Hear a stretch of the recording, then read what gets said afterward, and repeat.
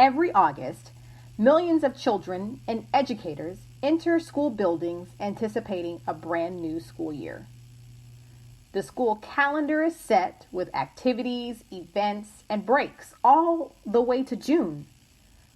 But the 2019-2020 school year was interrupted by an unprecedented event, and the delivery of academic instruction changed abruptly. Although all children were in the same storm, it was quickly discovered they were not in the same boat to access school online. My name is Ronika Jacobs, and you found my podcast, Strive for More, Your Best Life Now. While there are hundreds of thousands of podcasts out there, you've taken the time out to listen to this one. And so for that, I would like to say thank you. So without any further delay, let's get to it. Let's strive for more.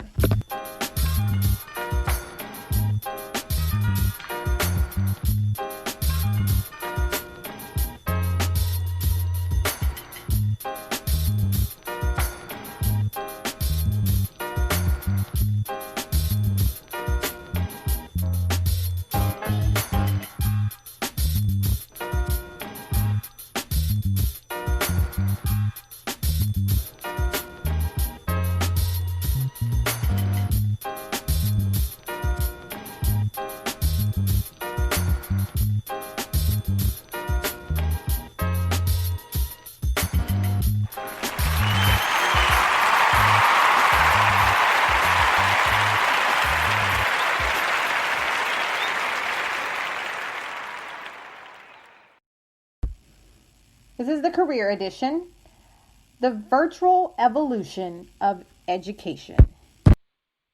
My next guest, Dr. Janine Wilson, is more in the area of leadership and technology for public education.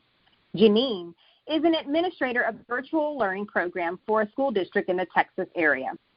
Janine has worked in digital learning for almost 15 years. She has navigated as well as spearheaded the changes in technology in public education for students and the educators who facilitate their learning. In this episode, Dr. Wilson will discuss her journey as one of the few females in the field of computer science and how her district had to make a quick shift to 100% online learning during the COVID-19 pandemic. Hi, Janine. Welcome. Thank you so much for being on my show. How are you?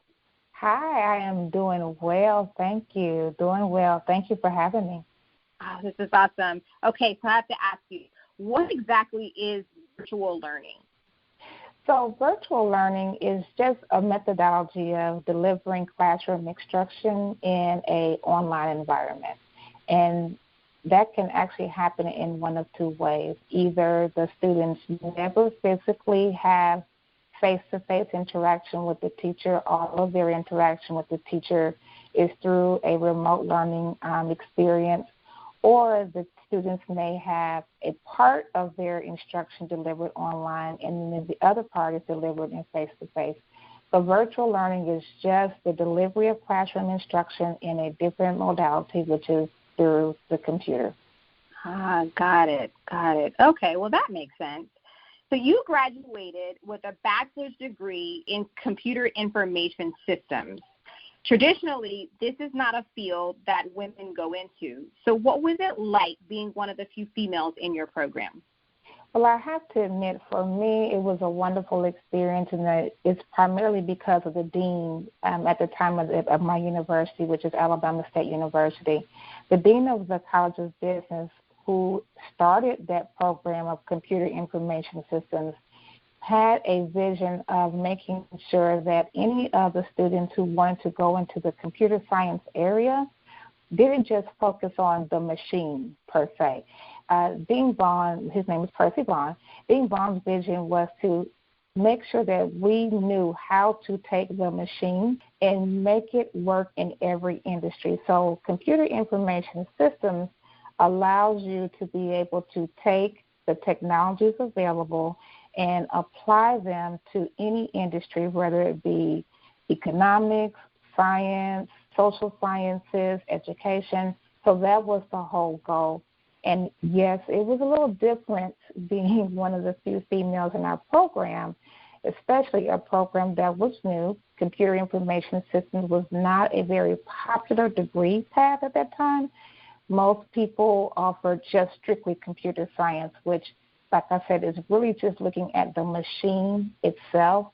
So it was a little different, but it was an opportunity for me to think differently about how to utilize my skills with technology, how to utilize my skills with programming, and use those skills to fit in any industry in any area. So it was really a blessing for me simply because I had to say the dean of our college was a trailblazer in that regard to where, no, there are no boundaries. He didn't accept that you may be one of few, or at one time I was the only. He didn't accept that. So how do you think we can expose more girls to careers in technology? I think the number one thing we have to do is let our girls know that technology meets every single industry that we have. And I think that's the biggest barrier to understand.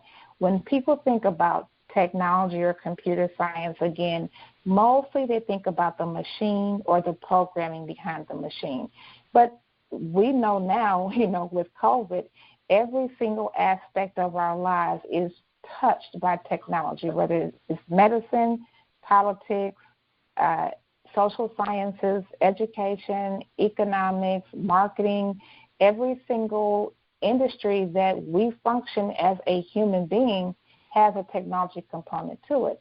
So when you get girls to understand it, you don't have to be a person who just wants to sit in a room or sit at a desk and sit behind a machine and play with the machine. But your goal is to take that machine and apply it to what your needs are in your respective industry. I think we'll get more girls involved in those kinds of careers. Even media, like with the podcast that we're doing right now, we may have girls who are great writers and understanding using different technologies to help support their writing process, or girls who are involved in or interested in the areas related to cosmetics. How do you use technology to develop the kinds of cosmetics you want, which is what Rihanna did. One of them who loved Rihanna's pad that she came out with her cosmetic line that had all the different shades. Well, she had to use technology to be able to create those. So I think it's just letting girls know that technology is a part of every single thing that we do, regardless of the industry, and that's what would increase the exposure. Wow. I never thought about Rihanna using technology to advance her cosmetics and her beauty company. That's phenomenal. COVID-19 happened, and the school district began making the decision to close its doors in the middle of the school year, forcing alternative learning options to be explored. What was your first thought? My first thought was, oh, my God. Because what it did was it really forced, to be honest with you, it forced school districts and school district personnel to really take a look at what are the resources that you are underutilizing. That's what really came to the forefront. When districts started paying attention to where, here in Texas, which many states do, we no longer purchase the hard copy big textbooks anymore. Here in Texas, all of our textbook adoptions are digital adoptions. Well, with those digital adoptions are also supplementary materials and resources to help the teachers deliver the instruction. The challenge is that did we really fully maximize the use of those technologies that we already pay for as a district? And the answer is no. So my first thought was, oh, my God, how are we going to help people understand not to panic? Because we had to panic on the health side and the social side of, the pandemic, not really knowing what causes COVID. Do I have it? Do I not have it? The symptoms were changing from day to day. So you had that sense of panic on that side. But then when it came to the school districts and panicking, we don't have we don't have textbooks, or we don't have computers, we don't have this. Well, actually, we had more at our disposal than we paid attention to prior to the pandemic. So That was my first thought was, oh, my God, how are we going to, first of all, calm down, because especially in our district, we spend millions of dollars on these technologies that really allow us to swiftly move toward delivering instruction to help our kids during the school closure. So what was the process that you and your district went through to determine how you would deliver school 100% online? How did y'all start that process? The first thing we did, honestly, was really just survey our families to find out, first of all, how are you in terms of what do you have at your disposal in your home? Again, people are thinking, okay, everybody has to have a desktop or a laptop. Well, that's not necessarily true. One of the things that one of the persons on my team explored with was, okay, if they don't have a desktop, they don't have a laptop, if they have a PS4 or Xbox, those two devices do tap into the Wi-Fi. If they have a smart TV, which most of us do nowadays, those devices tap into the Wi-Fi. So we can still deliver content. They can use those devices to access the content. So that helped with trying to level the playing field, so to speak, as it pertains to the actual devices that were needed. So first we surveyed our parents to determine what do you have at your disposal in terms of access to technology. The second piece was they may have a device, but do they have the connectivity? So, and I know you saw this where several companies started coming out and saying, hey, we will open up our broadband. We will not have the walls up. We will not have the limits up. We'll open it up to everyone. And then also several companies opened it up to where they said, you know what, we will start to give you free internet access if you are on the free or reduced lunch program. After determining, what did the parents have in terms of the connectivity of their devices, then determining, okay, now that we know that, what can we do as a district to say, okay, your teacher's going to work with your students either virtually, or we're going to, in many cases, we still had to have those paper-based packets to help support those students who still needed to have that tactile exposure to the content. Well, I'm glad that your district went through that process of surveying the families initially, because although all students were in the same storm in terms of dealing with the close of school and COVID-19, but it was clearly evident all students, rather, were not in the same boat in terms of technology. So it's good that y'all recognize that and recognize early. Yes. Okay, so after the pandemic hit, of course, many industries are discovering that they're having to find innovative ways to stay afloat because they're having to do business in new ways that they never thought they would have to do business before just to make a profit. Education included, although education doesn't necessarily make a profit, but in education it's a service, and we have to provide that service. So do you think that the current method of delivery of academics is outdated? Do you think that our education system is ready to evolve? Honestly, in terms of it being outdated, it really depends on the philosophy of that district. Some of our districts have been forward-thinking districts where students it was a standard operating process for them to be involved in virtual learning opportunities. It was a standard process involved where the students had a component where when they went to school physically every day, they still had experiences that required them to maneuver online, receive information online, learn online, collaborate online, and also to produce online. So it really depends on the district and how far they were willing to move with their philosophy. In terms of do I think that our education system is ready to evolve? Honestly, we don't have a choice. We don't have a choice. As an educator in a public school system, we already were faced with the competition, so to speak, of the private sector when it comes to the charter schools, and many parents were opting to homeschool more and more because they were losing trust in the public education sector. So we were being forced to evolve in that manner to avoid losing students from the public education sector to the private sector. But now this has really added another component to whether you're public education or private education. You have to evolve now because, as we know with the latest statistics and information from the CDC, we can probably bank on having another school closure. If things move in the ways that they anticipate with the flu season and the spike in the COVID exposures, we can kind of, if they're true to form to what they're anticipating, then our education systems are going to have to be ready to evolve.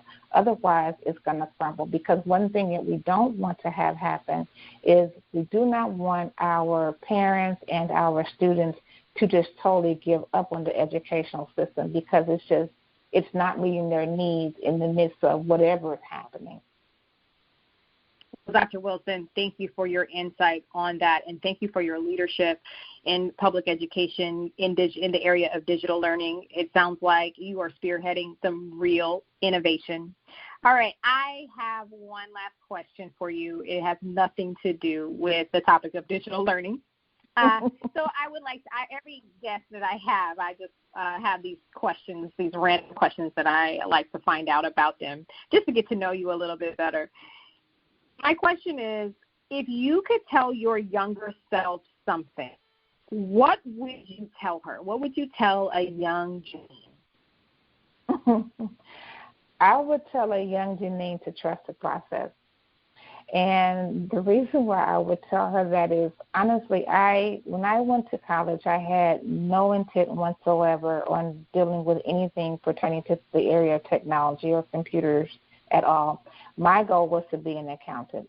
But when I got to college and started taking accounting classes and realized that, well, you have to learn the laws behind accounting, I said, no. I said I want to be an accountant, not a lawyer. But even though I changed my, computers was something that came naturally to me. But like I said, my dean had started the program, the degree plan for computer information systems a year before I got to Alabama State University. And so in doing that, and he told me, he said, if you don't want to major in accounting anymore, then think about what do you have a love of, what do you have a passion for, and just know that you can use that in any area whatsoever. Well, that wasn't very easy. That was, it sounded great, but how do you really do that? So it was a process. It was a process involved. And then when I got into computer information systems as my major, and then I'm like, okay, why am I taking marketing classes? Why am I taking sociology classes? Why am I still taking an accounting class, Dean Vaughn? I said computer information systems.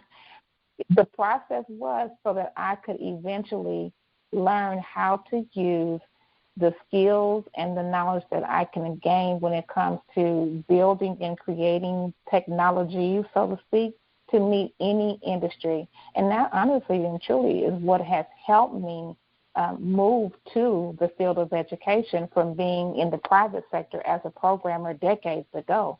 So I would tell myself, my younger self, Janine, just trust the process. It doesn't make sense right now, but believe me, in the end, everything will start to make sense and everything will come together and you'll be the better for it. Yes, trust the process. Thank you so much for your time. I appreciate you. Can you do me a favor? Please take the time to let everyone know how they can access your consulting services if there's ever a time in their company or their business that they need to access an online platform or to create online learning. Oh, absolutely, yes. I can always be reached. My direct number is area code 346-818-0957. And you can also send me an email to all his professional services, which is 1234ABCD 123488 @gmail.com. But my goal is to help share my knowledge as it pertains to online learning. But my area of focus is to make sure that the learning and rigor happens. One of the biggest fears that we have when it comes to our students learning online, there is a huge fear in the loss of rigor, There's a huge fear in the loss of the collaboration that used to happen in face-to-face classrooms. And, of course, there is a huge concern related to academic integrity. And so one of the things that we have done uniquely wherever I have worked is we know how to make that happen. We know how to make sure that online learning experiences, students truly learn, and not just sitting and watching a teacher deliver a PowerPoint or reading something. The students are actually interacting with one another. They are actually having to apply critical thinking skills, and more importantly, they're having to take what they're learning and produce new experiences to demonstrate mastery of what they're learning. And many people are afraid that they're going to lose those aspects in an online environment. So those are some of the key areas that I know I can help with. Well, Dr. Wilson, thank you so much. I really appreciate you, as I said before. And I'm sorry, but that's our time. I enjoyed it. Thank you. Thank you so much. I appreciate it. Take care. Technology is a part of our everyday life, and for our children, they do not know life without it. Children are great thinkers, and the use of technology can encourage students to think in more creative and imaginative ways. To prepare your child for online learning, allow them to play games, educational or just for fun, and have them explain them to you. Ask them, how did they get past a difficult level, or how will they change their strategy for the next time? Together, we can evolve with the times and support the academic needs of our children. My name is Ronika Jacobs. Thank you so much for listening to my podcast and supporting my journey. Have you liked us on Facebook? Search Strive for More podcast show to learn the latest news or receive some daily inspiration. Continue to strive for more and live your best life now. See you in the next episode.